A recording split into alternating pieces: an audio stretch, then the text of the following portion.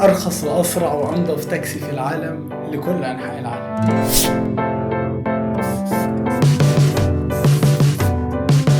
أهلا بيكم. أنا وصلت اسكندرية وكان وقت الفطار.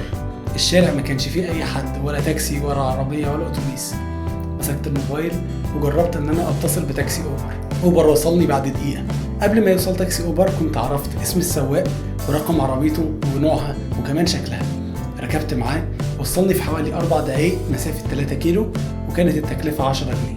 أنا ما صدقتش بصراحة إن في حاجة زي دي موجودة، فقررت إن أنا أجرب تاني وتالت. عموما التكلفة ما كانتش بتزيد تماما. كنت طول الطريق ببقى عارف إن رايح فين وجاي منين. التاكسي قمة النظافة بصراحة وروعة، وعربيات كلها حديثة، وهي عربية ملاكي عموما، يعني مش شكلها تاكسي خالص.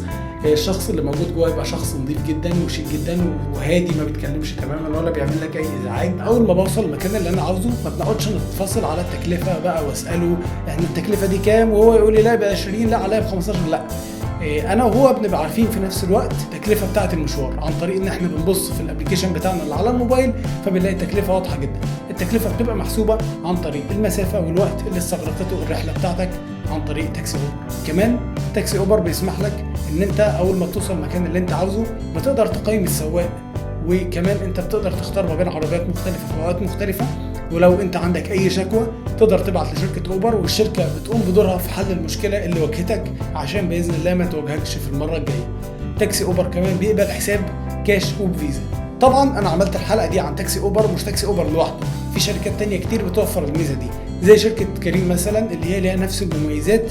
لكن انا عملت الحلقه ديت عن اوبر لان انا جربت بنفسي اوبر وكانت جميله. باذن الله هنجرب كريم كمان ونقدر نتكلم عنهم. عموما التاكسي ده فيه ميزه جميله جدا، ان هو رخيص سريع جميل نظيف. غير ده وده ان تاكسي اوبر موجود في كل انحاء العالم، يعني الاخوه في المملكه العربيه السعوديه وفي الجزائر وفي تونس وفي المغرب، وحتى الناس المقيمه جوه اوروبا وامريكا تقدروا تستعملوا الخدمه ديت. هي خدمه جميله جدا ومتوفره كابلكيشن على الموبايل. لو عجبتك الحلقه يا ريت ما تنساش ان انت تعمل لها لايك وتعمل سبسكرايب عشان يوصلك كل فيديوهاتنا الجديده، وكمان ان انت تقدر تعمل شير عشان تفيد غيرك. انت قفلت الفيديو؟ لا استنى هقول لك. تاكسي اوبر كمان وانت بتسجل تقدر تاخد كود من صحابك، وبالتالي انت تاخد مره ركوب مجانيه ليك ولصاحبك. شكرا.